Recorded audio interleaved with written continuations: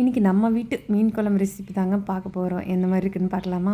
இது வந்து பேஸ்ட்டு, இஞ்சி பூண்டு பேஸ்ட்டு, தக்காளி வந்து ஃபைன் பேஸ்ட்டாக அரைச்சி வச்சுருக்காங்க. இது வந்து புளிக்கரைசல்.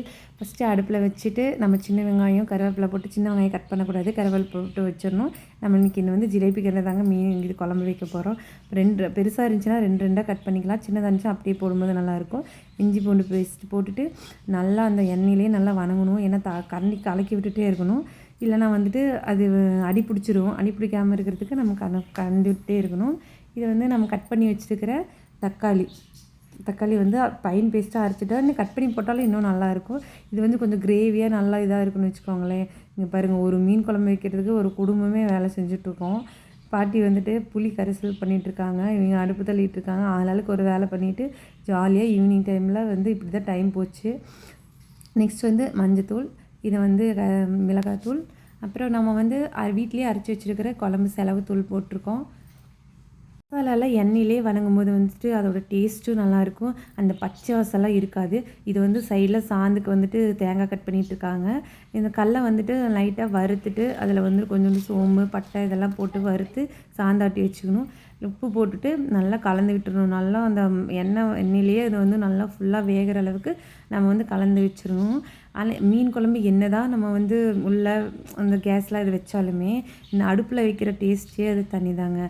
புளி கரைசல் அதெல்லாம் நல்லா வெந்து வந்துச்சு. புளி கரைசல் ஊற்றியாச்சு. இங்கே பாருங்கள், கேஸ் கூட கொஞ்சம் மெதுவாக எரியும். இந்த அடுப்பு பாருங்கள் எவ்வளோ ஸ்பீடாக எரிஞ்சிட்ருக்குன்னு. விறகு அடுப்பில் வச்சாலே டேஸ்ட்டு தான். நல்லா நல்லா கொதித்து வர டைமில் தான் இந்த கடல தேங்காய் நம்ம ஆட்டி வச்சுருக்கோம்ல அது வந்து ஊற்றணும். அதை ஊற்றி நல்லா மூடி வச்சுட்டு நல்லா கலக்கி விட்டுட்டு நல்லா வெந்து வரணும். ஃபுல்லாக அந்த எண்ணெய் தனியாக பிரிஞ்சு வர வரைக்கும் நம்ம விட்டுறணும். அப்போ தான் வந்து மீன் குழம்பு வந்து நல்லா டேஸ்ட்டாக இருக்கும். அது எந்தளவுக்கு வேகுதோ அந்தளவுக்கு வந்து நல்லா டேஸ்ட்டாக இருக்கும். இந்த அம்மா வேறு சைடில் வந்துட்டு தேங்காய் எடுத்துகிட்டு சாப்பிட்ருந்தாங்க. இது வந்து குட்டி குட்டி சில்லி, அதாவது இந்த மீன் மேக்கரில் வந்து சில்லி போட்டு வச்சுருந்தாங்க. மீன் சாப்பிடாதவங்க சாப்பிட்டுக்கலான்னு சொல்லிட்டு. ஃபைனலாக வந்து நம்ம வந்து வெந்தயத்தூள் தாங்க சேர்த்தணும். மீன் குழம்புக்கு ஸ்பெஷலே வந்து வெந்தயத்தூள் தான். அப்போ தான் நல்லாயிருக்கும். நல்லா வெந்து வந்து எண்ணெய்லாம் பிரிஞ்சு வந்ததுக்கப்புறம் தான் நம்ம மீன் போடணும். மீன் போட்டு உடனே கலக்கலாம் கூடாது. மீன் நல்லா உடஞ்சி போயிடும். இல்லைனா வந்து அதுலேயே அந்த முள் இதெல்லாம் கலந்து போயிடும். அதனால வந்து நம்ம கலக்கக்கூடாது. அப்படியே லைட்டாக கரண்டி வச்சு ஒரு இது மாதிரி நல்லா லைட்டாக இப்படி தள்ளி விட்டுட்டு இருந்தோம்னாவே போதும்.